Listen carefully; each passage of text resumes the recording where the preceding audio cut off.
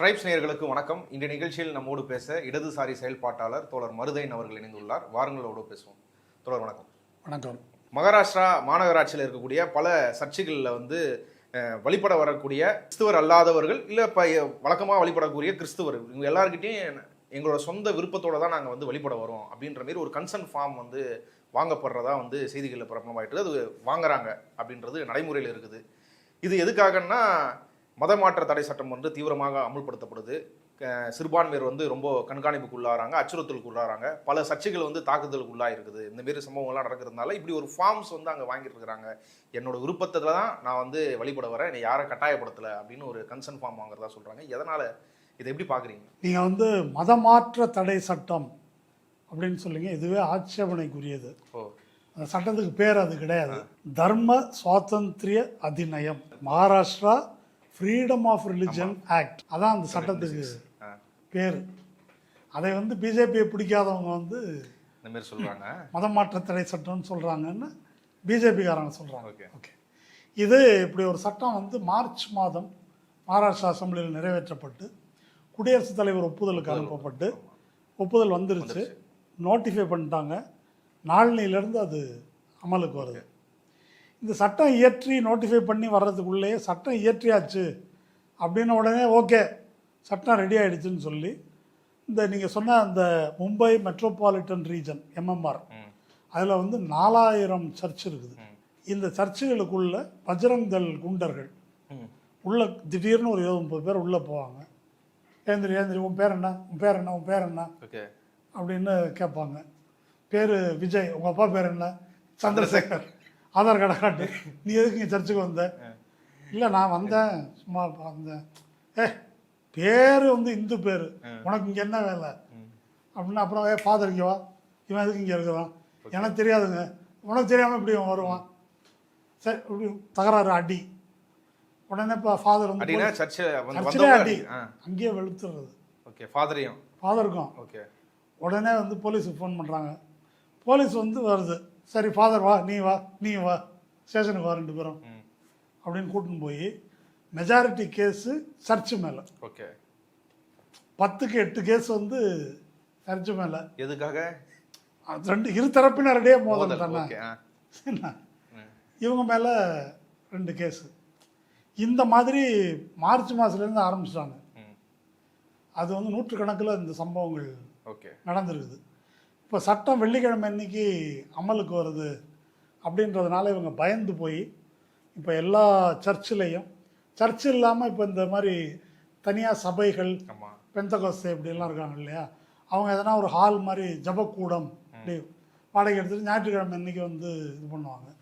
அந்த மாதிரி இடங்கள்லாம் இருக்குது இல்லையா, எல்லா இடத்துலையும் இப்போ நீங்கள் சொன்ன மாதிரி ஒரு ஃபார்மு, அந்த ஃபார்மில் இப்போ சம்மந்தப்பட்டவங்க ஃபோட்டோ ஓட்டணும், ஆதார் கார்டு அட்டாச் பண்ணணும், இதெல்லாம் அட்டாச் பண்ணி இந்த மாதிரி நான் no pressure, inducement, temptation, lure or threat of any kind, இது எதுவும் இல்லை, நான் சுதந்திரமாக என்னுடைய சொந்த முறையில் விருப்பத்தின் பேரில் தான் இங்கே சாமி கும்பிட வந்திருக்கிறேன், சாமி கும்பிட அல்லது ப்ரேயருக்கு நான் வந்திருக்கிறேன் அப்படின்னு எழுதி கையெழுத்து போட்டு கொடுத்தா தான் ஐயா நான் பரம்பரையாக பார்ன் கிறிஸ்டியன், நான் அந்த பேச்சா கிடையாது, கையெழுத்து போடு இல்லைன்னா உள்ளே விட மாட்டேன்றாரு ஃபாதர். இப்போ என்ன பார்ன் கிறிஸ்டியனாக இருந்தாலும் ஃபார்ம் எழுதி கையெழுத்து போட்டால் தான் உள்ள. ஃபாதரும் ஒரு ஃபார்ம் எழுதிட்டு வரேன், ஃபாதருக்கும் உண்டு. எல்லோரும் இப்போ ஃபார்ம் எழுதி கையெழுத்து போடணும், கையெழுத்து போட்டு தான் அனுமதிக்கிறாங்க. இது ஒரு எச்சரிக்கை உணர்வின் காரணமாக இதை செய்கிறார்கள். இப்போ இதில் என்ன பிரச்சனை அப்படின்னு சொன்னாக்கா, ஒரு காமன் சென்ஸு, ஒருத்தன் சாமி கும்பிட போகிறான், சாமி கும்பிட போகிறவன்ட்டு இதெல்லாம் எழுதி வாங்கணுமா? சர்ச்சு, மசூதி, கோயில் எது வேணால் இருக்கட்டும். இப்போ என்ன கேள்வி அப்படின்னா, இப்போது நான் பிறப்பால் ஒரு இந்து, இல்லை நான் இந்து சாமி கும்பிட்றோன்னு வச்சுக்குவோம். என்னை போல் பல பேர் திருப்பரங்குன்றத்தில் முருகனை கும்பிட்டு அப்படியே மேலே போய் தர்கா இருக்கு இல்லையா, அதுக்கு போயிட்டு வர மக்கள் எத்தனை பேர் இருக்கிறாங்க? பல பேர் இருக்கிறாங்க. ஆமாம், தஞ்சாவூருக்கு வந்தால் 8குடி, வேளாங்கண்ணி, நாகூர் 3 ஒரு ரவுண்ட் அடிச்சுட்டு தான் எல்லாரும் வருவாங்க. பேக்கேஜ், டூரிஸ்ட் பேக்கேஜே அப்படி தான் இருக்கும். பேக்கேஜாக அப்படி தான் இருக்குது. இப்போ இந்த மாதிரி வரக்கூடிய ஒரு குடிமகனை ஒரு சாமி தான் கும்பிடணும் அப்படின்றது ஒரு கட்டாயம். அந்த பிரச்சனை தனியாக பார்ப்போம். இப்போ சர்ச்சுக்கு மசூதிக்குள்ளே வர்றவங்க இந்த மாதிரி எழுதி கையெழுத்து போட்டு ஃபோட்டோ வாங்கி வச்சுக்கிட்டு தான் உள்ளே விடணும் என்ற அளவுக்கு அவர்களுடைய நிலைமையை இந்த சட்டம் ஆக்கி இருக்கிறது அப்படின்னு சொன்னால் நம்மளால சர்ச்சையே இயக்க முடியாது, நம்மளால சர்ச்சையே இயக்க முடியாதுன்ற அளவுக்கு அவங்களுக்கு அச்சுறுத்தல் இருக்கு. வந்திருக்குது. ஏன்னா இந்த சட்டம் அவ்வளோ கடுமையாக இருக்குது. அப்படி என்ன பிரச்சனைகள் அந்த அளவுக்கு அவங்க அதான் உண்மையிலே நீங்கள் சொன்ன மாரி தான் அதுக்கு பேர் இருக்குது, சுதந்திரமாக அதாவது ஃப்ரீடம் ஆஃப் ரிலீஜியன் ஆக்ட் 2006 தான் அதோட பேர். ஆனால் இந்த அளவுக்கு சிறுபான்மையர் அது குறிப்பாக கிறிஸ்தவ அச்சுறுத்தலுக்குள்ளாகிற அளவுக்கு என்ன பிரச்சனைகள் அந்த இல்லை என்ன இந்த சட்டம் வந்து என்ன சொல்லுது அப்படின்னு சொன்னாக்கா இதுதான் முக்கியமாக ஃப்ராட், கோயர்ஷன், அல்யூர்மெண்ட் வரிசையாக ஒரு வார்த்தைகள் பாருங்களேன். தர்ம சுவாதந்திரிய அதிநயம், இந்த இங்கிலீஷில் படிச்சிடுறேன். Prohibits religious conversion carried out through force, fraud, coercion, misrepresentation, threat, undue influence, allurement, இந்த மாதிரி ஒரு லிஸ்ட் இருக்குது. ஓகே, இது சரிதானே இதெல்லாம்? என்ன இப்போ இதன் மூலமாக ஒருத்தரை வந்து மதம் மாற்றினால் அதுக்கு மேலே போகுது.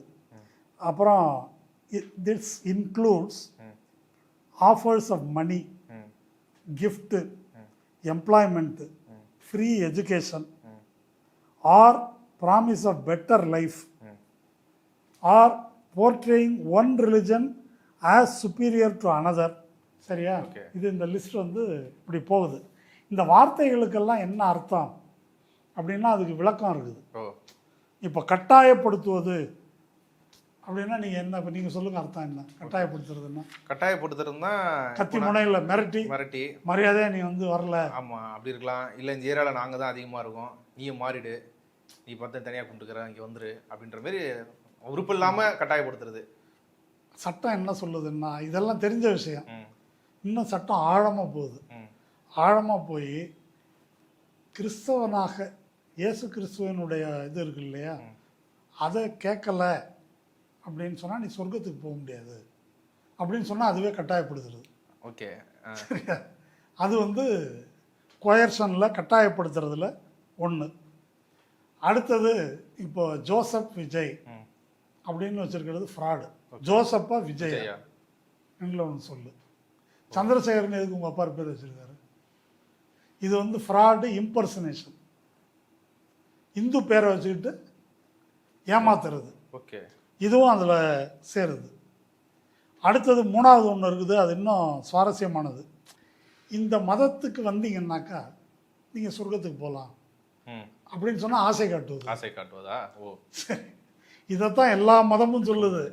எல்லா மதமும் இதை தான் சொல்லுது. ஆனால் இதெல்லாம் குற்றப்பட்டியலில் வந்து கொண்டாந்துருக்குறாங்க. சரிதானா? இதில் உச்சகட்டம் என்னன்னா, ஒரு இலவச கல்வி நிறுவனம் இருக்கு இல்லையா, அதுவே ஆசை காட்டு நடவடிக்கை. இப்போ கிறிஸ்தவ நிறுவனங்கள் ஏகப்பட்ட அங்கே வந்து மத மாற்றம் நடக்கலனாலும் இலவசமாக கல்வி நிறுவனம் நடந்தாலே இருக்கிறதே மதம் மாற்றுவதற்கான ஒரு முயற்சி. ஓகே, இப்போ லாவண்யா கேஸு சிபிஐ வரைக்கும் போயிட்டு இல்லைன்னு வந்துச்சு இல்லையா?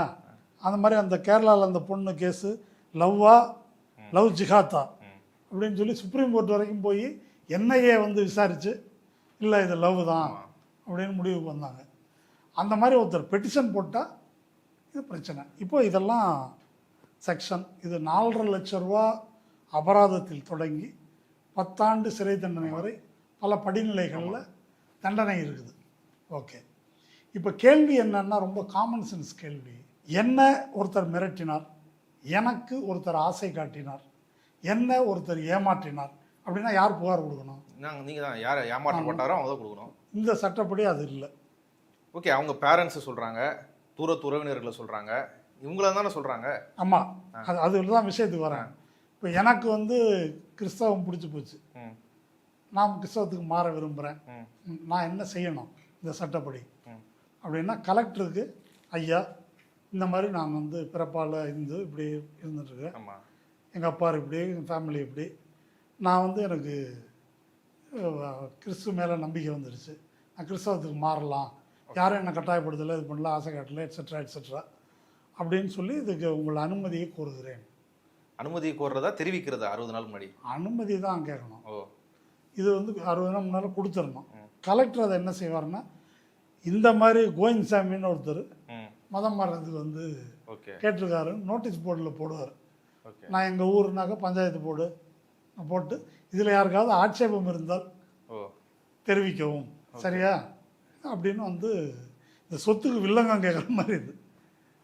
பெற்றோர்கள் விருப்பம் இல்லைன்னா யார் வேணா, ரத்த உறவினர்களோ தெருக்காரங்களோ திருக்காரங்களோ, அப்படி ஒரு தெருக்காரர் ஒருத்தர் இருக்கார்.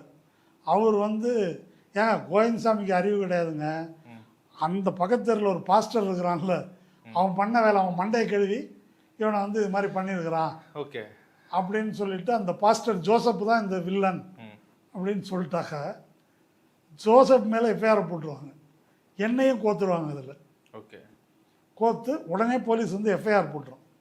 அந்த கேஸ் முடிஞ்சு ஜோசப் நான் குற்றவாளி இல்லைன்னு அவர் நிரூபிக்கணும். குற்றம் சாட்டுபவர்கள் நிரூபிக்க வேண்டியதில்லை. ஓகே. குற்றம் சாட்டப்பட்டவர் நான் கோவிந்தசாமிக்கு ஆசை காட்டவில்லை, நான் கோவிந்தசாமி மண்டை கழுவவில்லை அப்படின்னு ஜோசப் நிரூபிக்கணும். அதான் ஆடே காணாம போல கனவு தான். என்ன இது வந்து கிரிமினல் லாவை தலைகீழ திருப்புறது. இப்போ கிரிமினல் லா என்ன, நீங்கள் வந்து கொலை பண்ணிட்டான் அப்படின்னு ஒரு குற்றச்சாட்டு, இல்லை கொலை முயற்சி அடிச்சிட்டான் ஏதோ ஒரு குற்றச்சாட்டுன்னா குற்றம் சாட்டுபவர் நிரூபிக்கணுமா. இது வந்து அதை தலைகீழ இப்படி திருப்பிடுது. குற்றம் சாட்டப்பட்டவர் தான் நிரபராதி என்று நிரூபிக்கணும். இது மதம் மாறுவது தொடர்பான பிரச்சனை. அப்படி யாரும் ஆட்சேபம் தெரிவிக்காமல் ஓகே ஆகி வந்தால் 21 நாளைக்குள்ளே மதம் மாறினது அந்த ஆவணத்தை அங்கே தாக்கல் பண்ணி நீங்கள் இது பண்ணிக்கணும், இல்லைன்னா அது செல்லாது. ஓகே. இப்போ இந்த மாதிரி கம்ப்ளைண்ட் கொடுக்குற மேலே எஃப்ஐஆர் போடுறாங்கல்ல, அவங்களுக்கு வந்து பெயில் கிடைக்கிறதுன்றது ரொம்ப சிரமமாக இருக்கும். பயங்கரவாத தடுப்பு சட்டத்துக்கு அந்த அளவுக்கு அந்த மாதிரி தான் அந்த மாதிரி இவங்களுக்கும் பெயில் கிடைக்கிறது ரொம்ப கஷ்டம். நான் பெயிலபிள் அஃபென்ஸ். ஓகே. இதுக்கு மேலே இப்போ ஒரு பொண்ணு ஒரு பையனை லவ் பண்ணி கல்யாணம் பண்ணுது. ஆமாம். இப்போ கிறிஸ்டியனை கல்யாணம் பண்ணால் கிறிஸ்தவ முறை எப்படி கல்யாணம் பண்ணி அப்படி போயிடுறாங்க, முஸ்லீமை கல்யாணம் பண்ணால் அப்படி போயிடுறாங்க. கல்யாணம் பண்ணி குழந்தையும் பிறந்துடுது. அந்த குடும்பத்தாருக்கோ சொந்தக்காரனுக்கோ ஊர்காரனுக்கோ ஜாதிக்காரனுக்கோ அது பிடிக்கல, அவன் ஒரு பெட்டிஷன் போடுறான், இந்த மாதிரி ஒரு பாய் வந்து எட்டுன்னு போயிட்டான், இல்லை ஒரு கிறிஸ்டியன் எட்டுன்னு போயிட்டான்னு ஒரு பெட்டிஷன் போட்டால் இந்த சட்டம் இருக்குல்ல, மத சுதந்திர சட்டம், தர்ம சுவாதந்திரிய அதிநயம், அதன்படி என்ன செய்வாங்கன்னா கூப்பிடுவாங்க அந்த பையனையும் பொண்ணையும், கை குழந்தையோடு வருவாங்க. நீ இதை அப்படி கல்யாணம் பண்ணியா, ஓகே, இந்த கல்யாணம் செல்லாது, அந்த குழந்தைய அம்மாட்ட கொடுத்துரு, நீ கிளம்பு, முடிஞ்சு போச்சு. இதான் இந்த சட்டம். என்ன கட்ட பஞ்சாயத்தோட மோசமாக இருக்குது இது சட்டம். என்ன பிரித்து விட்டுறது. இது பரவாயில்ல. யூபியில் இதுக்கு அப்பன் ஒரு சட்டம் இருக்குது. இந்த மாதிரி கல்யாணத்துக்காக மதம் மாறினால் 20 ஆண்டு அல்லது முழு ஆயுள் தண்டனை அங்கே மாறினவங்களுக்கு. ஆமாம், அந்த மாற்ற முயற்சித்தவங்களுக்கு. மாறினவங்களுக்கு என்னன்னு தெரியல.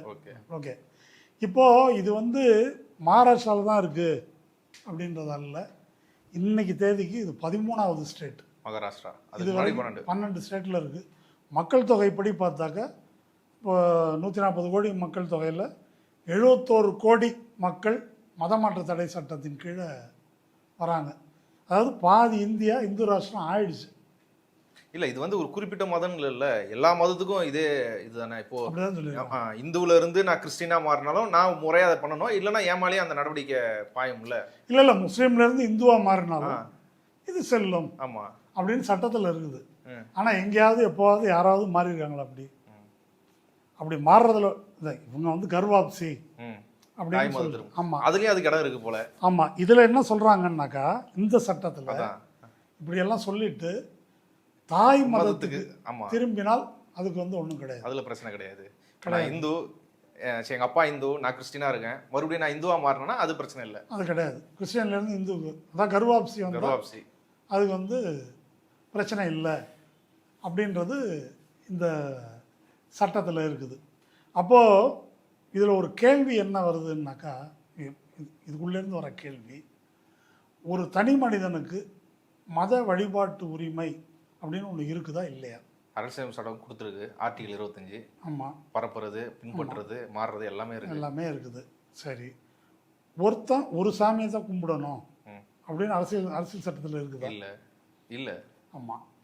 அதாவது ஆர்டிகிள் 25 என்ன சொல்லுதுன்னாக்கா, இந்த பப்ளிக் ஆர்டர், ஹெல்த், மொராலிட்டி இந்த நிபந்தனைக்கு உட்பட்டு எல்லோருக்கும் ஃப்ரீடம் ஆஃப் கான்ஷியன்ஸ் உண்டு, மனசாட்சி சுதந்திரம் உண்டு.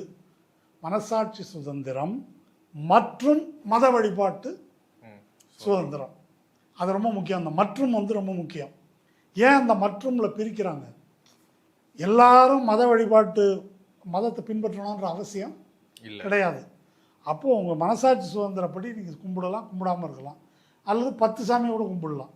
அது உங்களுடைய உங்களுடைய தனிப்பட்ட விருப்பம். இதுதான் கான்ஸ்டியூஷன் சொல்கிறது. இந்த சட்டம் வந்து நேரடியாக அன்கான்ஸ்டியூஷனல். இப்போ நீங்கள் வந்து இந்து மதம் அப்படின்றது எப்போ வந்துச்சு? எந்த இந்து இலக்கியங்கள், புராணங்கள் எதுலேயும் இந்துன்ற வார்த்தையே கிடையாது. அது நமக்கு தெரியும் இல்லையா? ஆமாம் ஆமாம். இந்துன்றது வெள்ளைக்காரன் உருவாக்குனது. ஓகே. வெள்ளைக்காரன் என்ன சொன்னான் அப்படின்னா, நீங்கள் எல்லாம் என்ன மதம்னா, மதமா அப்படின்னா என்னன்னு கேட்டாங்க. மக்களுக்கு அது தெரியல. ஜாதி தான் மக்களுக்கு தெரியும். அப்போ வெள்ளைக்காரன் என்ன செஞ்சான்னா, சரி நீ என்ன மதம், பாய் வந்து முஸ்லீம்ன்றாங்க, கிறிஸ்டியனை கேட்டால் கிறிஸ்டியன் சொல்கிறான், சிக்கை கேட்டால் சிக்கு அப்படி சொல்லிடுறாங்க. சரி போக மிச்சம் உள்ளவன்லாம் இந்து அப்படின்னு ஒரு சாக்கு மூட்டைன்னு வச்சுக்கலாம். அதை உள்ள நெல்லிக்காயை சேர்த்து கட்டி இதுதான் அப்படின்னு சொல்லிட்டாங்க. அதுக்கு முன்னால் வரைக்கும் நம்முடைய வரலாற்றிலே என்ன இருக்குது? சைவர்கள் வைணவர்களுக்கு ஆகாது, வைணவர்கள் சைவர்களுக்கு ஆகாது. ஆமாம், 2 பேருக்கும் பௌத்தர்களே ஆகாது, சமணர்களே ஆகாது. அப்போ ஒரு மதத்தை சேர்ந்தவர்கள் இன்னொரு மதத்தை சேர்ந்தவர்களை கொலை செய்வது, இல்லாமல் அடிக்கிறது, அதெல்லாம் நம்ம வரலாறுல நிறையா பார்த்துருக்கோம். அதெல்லாம் சேர்த்து இப்போ ஒரு மதம் அப்படின்னு சொல்லிட்டாங்க. அதுதான் இந்து மதத்தினுடைய வரலாறு.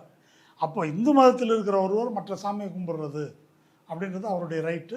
அதுபோல் அந்த மதத்தில் இருப்பவர்கள் இதை கும்பிடலாம், எதுவும் வேணான்னு சொல்லலாம், ஒரே நேரத்தில் எதையும் கும்பிடலாம். இப்போ பிரச்சனை என்ன அப்படின்னு கேட்டால், நான் ஒரு நாத்திகன்.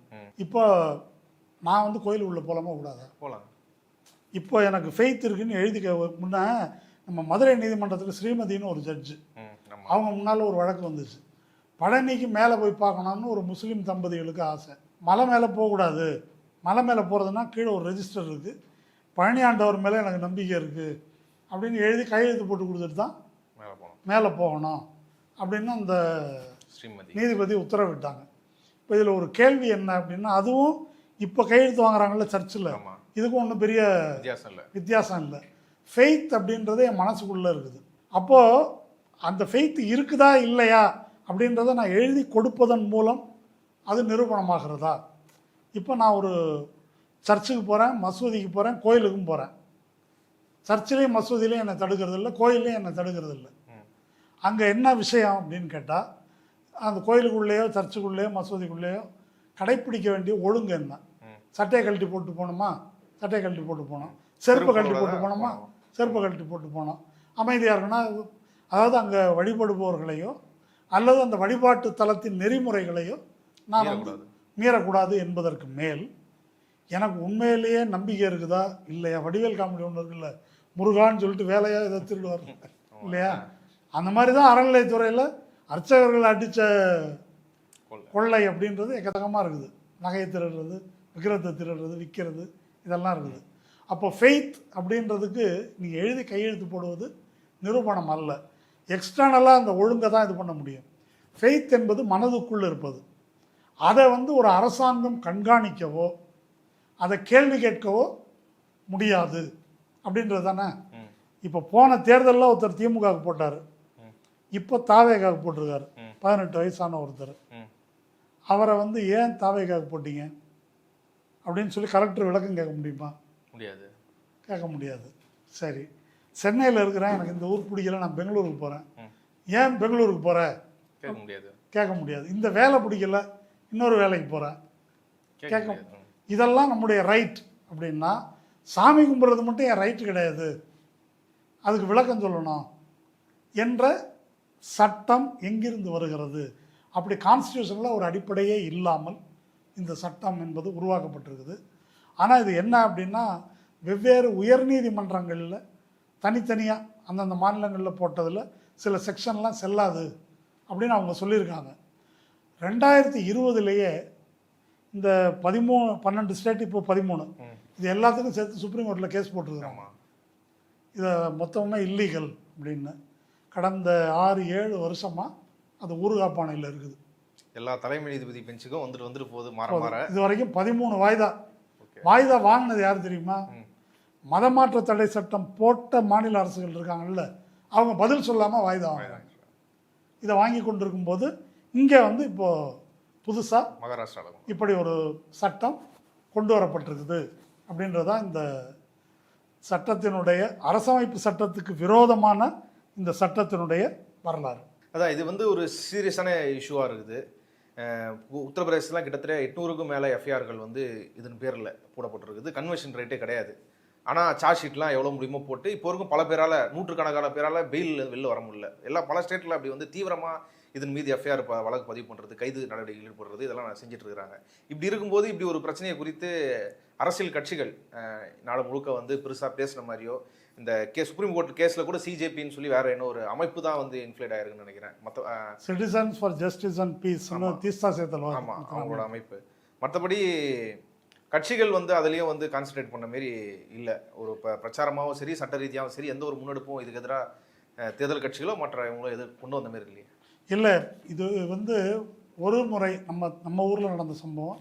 திருக்காட்டுப்பள்ளி லாவண்யா என்ற அந்த பள்ளி குழந்தை சூசைட், அது வந்து அந்த கிறிஸ்தவ நிறுவனம் அவங்க மதமாற்ற முயற்சி பண்ணாங்க.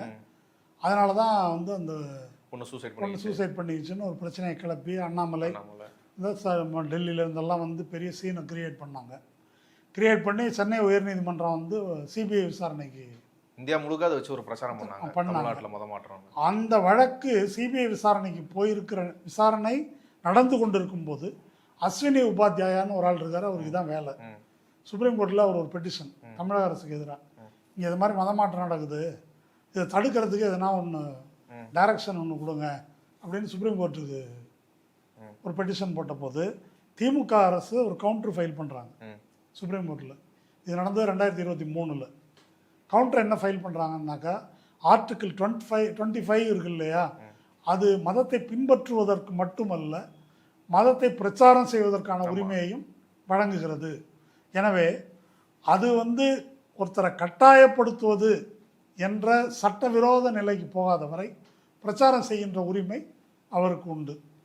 இந்த பக்கம் விரும்பிய மதத்தை பின்பற்றும் உரிமை, வேணும்னா மதம் மாறுகின்ற உரிமை ஒரு குடிமகனுக்கு உண்டு.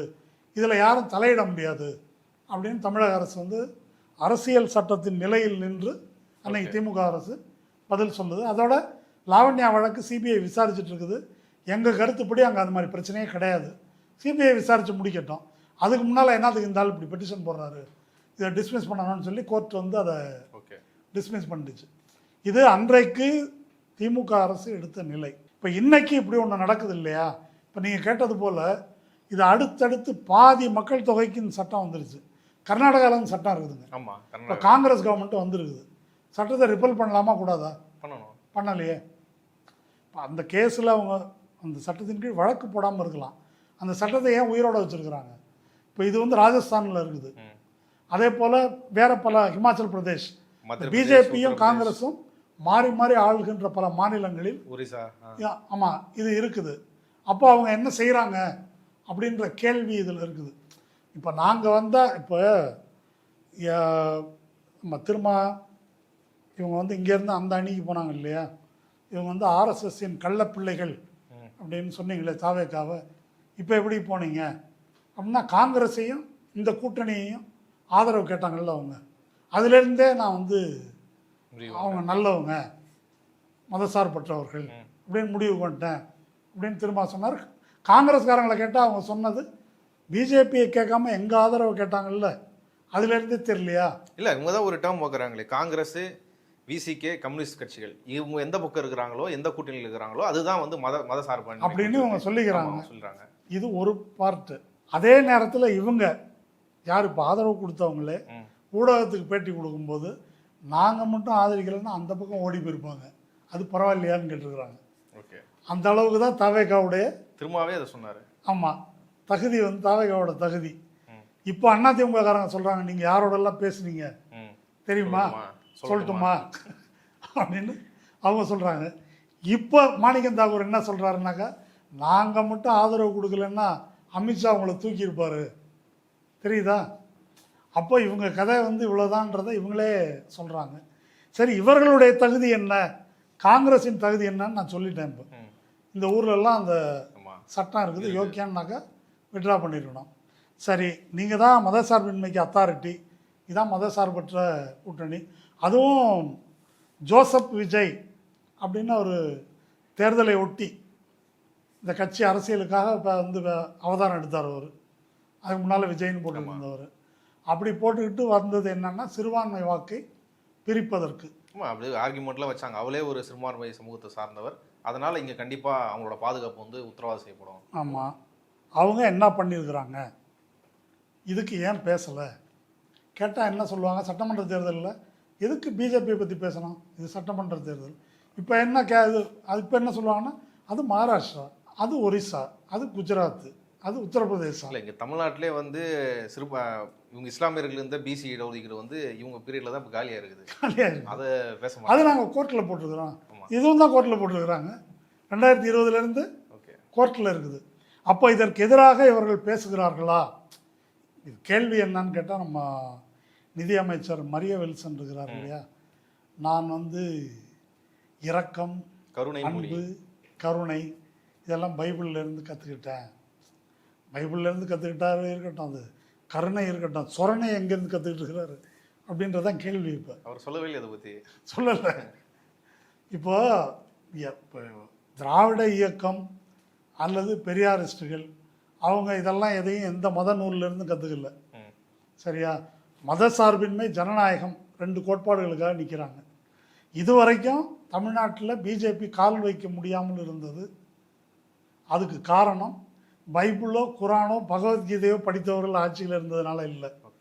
மாறாக கடவுள் இல்லைன்னு சொன்ன பெரியாரும், இந்த பக்கம் ஒன்றே குலம் ஒருவனே தேவன் என்று சொன்ன அண்ணா, இந்த திராவிட இயக்க மரபு இருக்கு இல்லையா, அல்லது கேரளாவை எடுத்துக்கிட்டால் பொது உடைமை இயக்க மரபு, அப்படி இடங்களில் மட்டும்தான் மத சிறுபான்மையினர் பாதுகாக்கப்பட்டிருக்கிறார்கள். நீங்கள் அந்த மதத்தை சேர்ந்தவங்கன்றதுனால ஒரு வெங்காயமும் நடக்கிறது இல்லை. அப்படி எதுவும் நடக்கலை, நீங்களே எப்படியும் எதுவும் செய்யலை. இதை பற்றி பேசுவதே கிடையாது, இதை பற்றி குரல் எழுப்புவதில்லை. அப்படி பேசினாலே, அந்த பிரச்சனைகளை பேசினாலே இங்கே ஒரு பதட்டமான சூழலை உருவாகிறோம். அதை பேசாமல் இருக்கிறது தான் வந்து ஒரு மக்கள் தீர்வு இருக்கும். இப்போ திருப்பரங்குன்றம் பிரச்சனைக்கு அப்படி தான் பேசுகிறாங்க. எரியிற நினைப்புல எண்ணெய் ஊற்றாமல் இருந்தாலே போதும். ஆமாம், இப்போ இதை பற்றியும் அப்போ பேசாமல் இருக்கணும். இப்போ ஒருவேளை ஒரு மகாராஷ்டிராவில் கட்சி வச்சுருந்தா பேசாதீங்க, பேசினா பிரச்சனை ஆகிடும். அப்போ என்ன செய்யறது? ஃபார்ம் ஃபில்லப் பண்ணி வாங்கிக்கோங்க. இதுதான் அவருடைய அஸ்வினி உபாத்தியாயோட கோரிக்கை. என்ன தெரியுமா? அந்த பெட்டிஷனில் இதுக்கு வந்து மாநிலமாக சட்டம் போடக்கூடாது, மொத்தமாக ஒரு சட்டம் போடுங்க. இப்போ இந்த மைன்ஸ் அண்ட் மினரல்ஸ் ஆக்டில் உங்களுக்கெல்லாம் கிடையாது, எங்களுக்கு தான் எடுத்துக்கிட்டாங்க இல்லையா, அந்த மாதிரி மதமாற்ற தடை சட்டத்தை டெல்லியிலேருந்து போடுங்க யுவரானர், தனித்தனியாக எதுக்கு போடணும்? அப்படி டெல்லியிலேருந்து போட்டாலும் இவர் பேச மாட்டார். இதுதான் அவருடைய நிலைமை. ஒரு காமெடியாக கூட எடுத்துக்க முடியாதுல்ல, பாஜக அதையும் செய்யறதுக்கான வாய்ப்பு இருக்குல்ல. எல்லா வாய்ப்பும் இருக்குது. தீவிரமா மத மாற்றத்துக்கு எதிரான ஒரு பிரச்சாரத்தை கடந்த 3-4 வருஷமா சினிமா மூலயமா செஞ்சுட்டு இருக்கிறாங்க. கேரளா ஸ்டோரிஸாக இருக்கட்டும், பல விஷயங்களாக இருக்கட்டும், தொடர்ந்து அதிலே பாட்டுலாம் வந்துருச்சு. அப்போ அந்த அளவு சீரியஸாக செய்யும்போது இதை முன்கூட்டியே முத்தலாக்கு எதிராக கொண்டு வந்துட்டாங்க. யூனிஃபார்ம் சிவில் கூட ஒன்றா கொண்டு வர முடியல, ஸ்டேட்டு கொண்டு வராங்க. மதமாற்ற தடை சட்டம், பசுவதை தடை சட்டம், இதெல்லாம் ஸ்டேட்டாக கொண்டு வந்துட்டாங்க. இப்போ இது ஏன் வராது? வந்தால் இவர் பேச மாட்டார். இப்போ நான் சொல்கிற பாயிண்ட் ஒன்று தாங்க, உங்களுக்கு மத நம்பிக்கை இருக்கிறது என்பது சிறுபான்மை மக்களுடைய உரிமையை காப்பாற்றுவீர்கள் என்பதற்கான உத்தரவாதம் அல்ல. இது நான் கிறிஸ்டியன்ஸு முஸ்லீம்ஸுக்கு மட்டும் சொல்லல, இந்துக்களுக்கே சொல்கிறேன். ஆறுமுகசாமி தமிழில் பாட முடியல, அதுக்கு வந்து இந்து முன்னணியாக வந்து போராடினாங்க இல்லை, இந்து முன்னணி எதிரில் நின்னாங்க. அதுக்கு யார் போராடினதுன்னா கம்யூனிஸ்டுகளுக்கும் நாத்திகர்களுக்கும் என்ன வேலை? இதில் கம்யூனிஸ்டுகளும் நாத்திகர்களும் தான் போராடி அந்த உரிமையை பெற்றுக் கொடுத்தது. அதே போல் இந்து மதத்தை சார்ந்த அனைத்து சாதிகள் அர்ச்சகருக்கு யார் போராடுறாங்கன்னா இறை நம்பிக்கை இல்லாதவர்கள் தான். கோயிலுக்குள்ள தலித்துகள் நுழைவதற்கான உரிமைக்கு போராடுபவர்களும் அவர்கள் தானே தவிர ஆதீனங்கள் யாரும் இதுக்கு வந்து போராட்டம் நடத்தலை. அதனால் இவங்க நான் மதச்சிறுபான்மை என்று சொல்லிக்கொள்வது மதச்சிறுபான்மையை காப்பாற்றுவதற்கான தகுதி கிடையாது. அவங்க வந்து பொலிட்டிக்கலாக நீ அரசியல் ரீதியான ஆதாயம் ஓட்டு வாங்கிறதுக்காக சிறுபான்மை சமூகத்தை ஏமாத்துற வேலை இது. பச்சையாக அந்த வேலை தான். இல்லை இப்போ மகாராஷ்டிராவில் இப்போ இருக்கும், தமிழ்நாட்டில் இல்லை, இந்தியா முழுக்க வந்துரும்ன்ற ஒரு அச்சத்திலிருந்து அதை எச்சரிக்கையாக இருக்க வேண்டியது சரிதான்.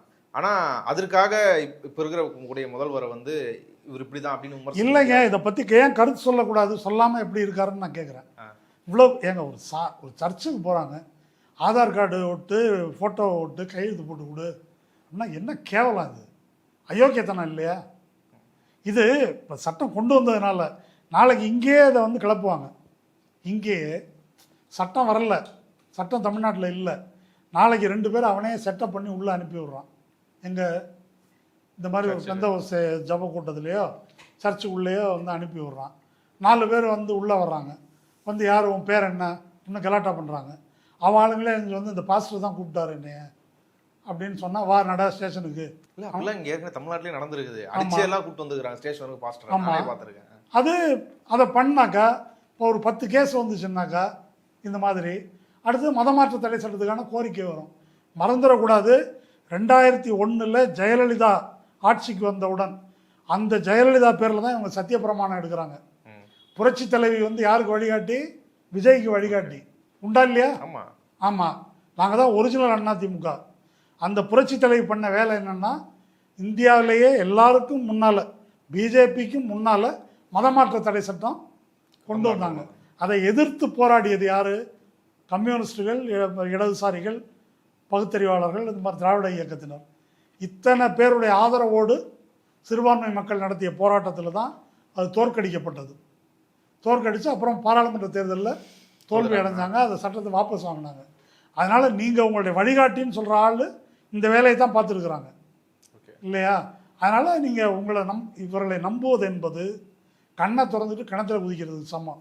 இப்போ அந்த ஆள் பேர் என்ன? சட்டமன்ற உறுப்பினர் வேலூர் இப்ராஹிமா, அவர் பேர் முஸ்தபா 2 ஒன்று தான் வச்சுக்கோங்க.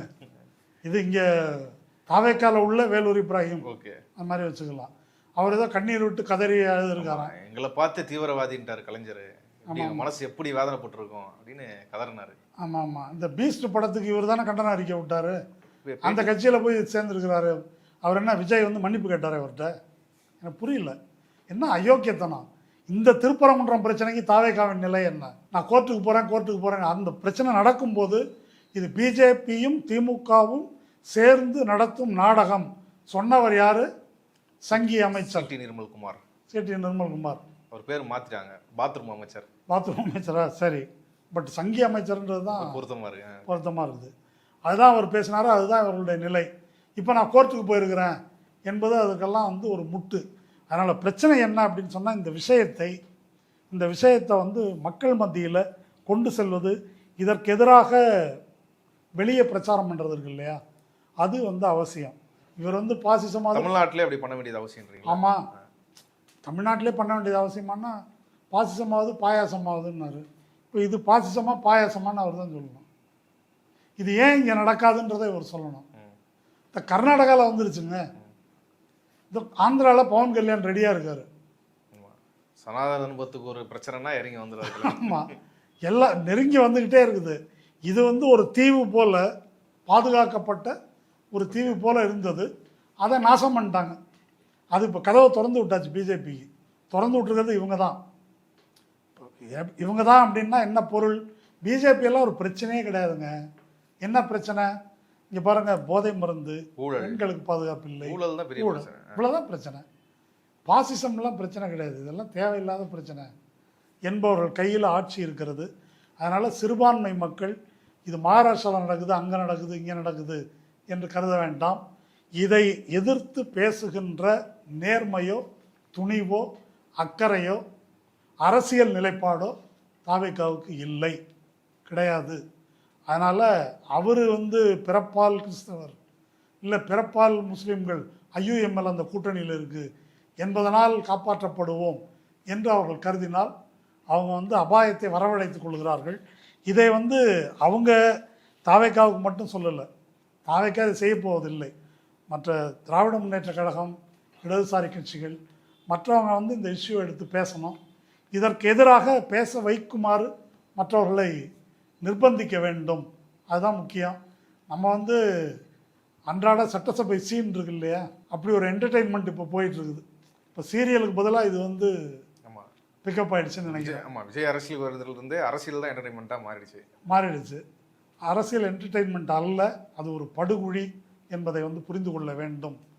இல்லை, இந்த பிரச்சனை குறித்து இப்போ எந்த தலைவர்களும், எந்த கட்சி தலைவர்களும் பேசாத போது, குறிப்பாக தமிழ்நாட்டில் வந்து அப்படி யாரும் பேசாத போது, விஜய் பேசாததை மட்டும் ஏன் அப்படி விமர்சிக்க வேண்டியது இருக்குது, அப்படி டார்கெட் பண்ணி விமர்சிக்க வேண்டியது இருக்குது? இல்லைங்க, நீங்கள் வந்து பதவியில் இருக்கிறீங்க, நான் மதசார்பின்மைக்கு நான் தான் அத்தாரிட்டி, பாசிசத்தை நான் தான் எதிர்க்க போகிறேன் அப்படின்னு சொல்கிறீங்க. அப்போ நீங்கள் பேசணுமா இல்லையான்றது என்னுடைய கேள்வி. மற்றவங்க பேசலை, இப்போ மற்ற பிரச்சனையெல்லாம் பேசுகிறீங்கல்ல, இதை ஏன் பேச மறுக்கிறீர்கள்? திருப்பரங்குன்றம் பிரச்சனை வந்தபோது என்ன சொன்னாங்க? இதெல்லாம் தேவையில்லை. திருப்பரங்குன்றம் என்பது திமுகவும் பிஜேபியும் சேர்ந்து நடத்தும் நாடகம். அது பச்சை பொய். அது வந்து சங்கிகள் மசூதியை இடிப்பதற்கு, ஆக்கிரமிப்பதற்கு நடத்தின ஒரு முயற்சி. அது திமுக அரசு தடுத்து நிறுத்தியது. அதை நீங்கள் அப்படி சொல்கிறீங்கன்னா, இப்போ இந்த மகாராஷ்டிரா நடக்கிறதுக்கு நீங்கள் என்ன சொல்லுவீங்க? பிஜேபி அரசும் பாதிரிமார்களும் சேர்ந்து நடத்தும் நாடகம் அது. இப்போ நீங்கள் தானே மதசார்பின்மை கூட்டணி, மதசார்பற்றவர்கள்லாம் உங்கள் பக்கம் வந்துட்டாங்க, திமுக அங்கே போக போகுதுன்னு வேற சொல்லிட்டு இருக்கிறீங்க. அப்போ நீங்கள் தானே அத்தாரிட்டி அதுக்கு. அப்போ நீங்கள் பேசணுமா இல்லையா? விசிகே, கம்யூனிஸ்ட், காங்கிரஸ் இதெல்லாம் எங்கே இருக்கோ அதுதான் மதசார்பு கூட்டணி. இல்லை, இப்போ நீங்கள் வந்து முட்டி போட்டு நடந்தீங்க சர்ச்சில். அப்புறம் சட்டையை கழட்டி போட்டு திருச்செந்தூர் கோயிலுக்கு போனீங்க, சட்டையை கழட்டி போட்டு மூகாம்பிகை கோயிலுக்கு போனீங்க. பிஜேபி என்ன சொல்கிறான்னா, திருச்செந்தூர் கோயில், மூகாம்பிகை கோயிலுக்கெல்லாம் நீ வரக்கூடாதுன்றான். இதை பற்றி உங்கள் கருத்து என்ன? சர்ச்சுக்கு சர்ச்சுக்கு போ, இங்கே வரக்கூடாது. மூகாம்பிகை கோயிலுக்கு போகிறவன் சர்ச்சுக்கு போகக்கூடாதுன்றான். உனக்கு கருத்து இருக்கா இல்லையா? நீ அங்கே போயிருக்கிற, இங்கே போயிருக்கிற. அப்போ நீ அதுக்கு பதில் சொல்லு. சாதாரண மக்கள் எல்லா இடத்துக்கும் போகிறாங்க, போகலாமா கூடாதா? அந்த மத வழிபாட்டு உரிமையை காப்பாற்றுறது உன் வேலையா இல்லையா? அதை பற்றி நான் கருத்து சொல்ல மாட்டேன்னா நீ எதை பற்றி தான் கருத்து சொல்லியிருக்கிற? அவர் சிம்பிளாக சொல்லுவார், தமிழ்நாடு எலெக்ஷனுக்கு அது தேவையில்லாத விஷயம், தமிழ்நாட்டில் அது வருது. அதான் தேவையில்லாமல் நாங்கள் வந்து டெல்லியை உரண்டை எடுக்க மாட்டோம். 5 வருஷமாக வந்து ஸ்டாலின் அப்படி தேவையில்லாமல் உரண்டை எடுத்தார். இப்போ நீங்கள் வந்து 100 நாள் வேலை போச்சா கேட்க மாட்டீங்க. பாக்கி பணம் வரலையா பட்ஜெட்டில் அதை பற்றி சொல்ல மாட்டீங்க. அப்புறம் மைன்ஸ் அண்ட் மினரல்ஸ் ஆக்ட், அது 9 ஜட்ஜ் பெஞ்ச் தீர்ப்பை தாண்டி ஒரு வருஷத்துக்கு 4000 கோடி நம்ம பணத்தை ஆட்டையை போட்டாங்களா, அதையும் கேட்க மாட்டீங்க. மேகதாட்டு காவிரி பிரச்சனை அப்படின்னா அதுவும் அடக்கி வாசிப்பீங்க. டீலிமிட்டேஷன் பில்லுக்கு ஒரு தீர்மானம் நிறைவேற்றினீங்க, உதயநிதி வந்து அதை ஆதரிக்கிறேன்ட்டார், சரியா போச்சு. முடிஞ்ச பிறகு நிர்மல்குமார் என்ன சொல்கிறாரு, டீலிமிட்டேஷன் பில் வந்தால், இன்னும் வரல, வந்தால் அதை எதிர்த்து ஓட்டு போடுவேன் அப்படின்னு இப்போ சொல்லுங்க. நல்ல அவரும் சொன்னார், ஆதவும் சொன்னார், எல்லாரும் சொன்னாங்க. அது வந்தால், இதான் வந்துருச்சு, நடந்துட்டு இருக்குது. இதை பற்றி ஏன் வாய பேச மாட்டேன்றீங்க? அப்போ அதுக்கு என்ன நோக்கம் இருக்குது, என்ன அண்டர்ஸ்டாண்டிங் இருக்குது, அந்த கேள்வி இருக்குல்ல. அப்போ உங்களுக்கு ஒரு கணக்கு இருக்குது, பிஜேபியோட ஒரு அண்டர்ஸ்டாண்டிங் இருக்குது. அப்படி அண்டர்ஸ்டாண்டிங் இருக்கிறதுனால நான் பேச மாட்டேன். இதை பற்றி பேசி என்னதுக்கு அனாவசியமாக 7:30 எடுக்கணும்? நானே வந்து அமித்ஷாவுக்கு ஒரு பூச்செண்டும் அப்புறம் டிஃபன் கேரியர் அது என்ன கொடுத்தாரு, அது என்னன்னு தெரியல, என்ன அதெல்லாம் கொடுத்து ஒரு மாதிரி அட்ஜஸ்ட் பண்ணி போயிட்டுருக்கிறேன். டின்னர்லாம் சாப்பிட்டாங்க 2 பேரும். ஆமாம், அதனால் எதுக்கு அனாவசியமாக எழுக்கிறீங்க என்று சொன்னால், இதுதான் இவர் சிறுபான்மை மக்களை பாதுகாக்கும் லட்சணம் அப்படின்றத சிறுபான்மை மக்கள் புரிந்து கொள்ள வேண்டும். கிறிஸ்தவர்களை, சிறுபான்மையினரை மட்டுமல்ல, நம் அனைவருடைய கண்ணியத்தையும் இது எப்படி கேள்விக்குள்ளாக்குகிறது.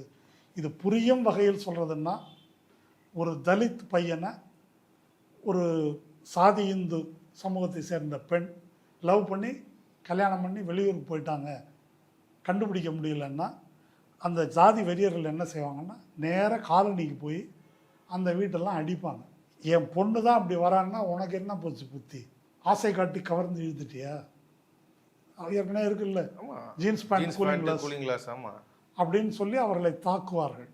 அப்படி ஒரு இந்துவாக மனம் விரும்பி இஸ்லாமுக்கோ கிறிஸ்டியானிட்டிக்கோ வர்றதுன்னா இவனை தடுக்க முடியாது, மாறாக அவர்களை அச்சுறுத்துவது என்ற முறையில் தான் இந்த தாக்குதல் தொடுக்கப்படுகிறது. எனவே இது நம் அனைவரின் ஜனநாயக உரிமை பற்றிய பிரச்சனை.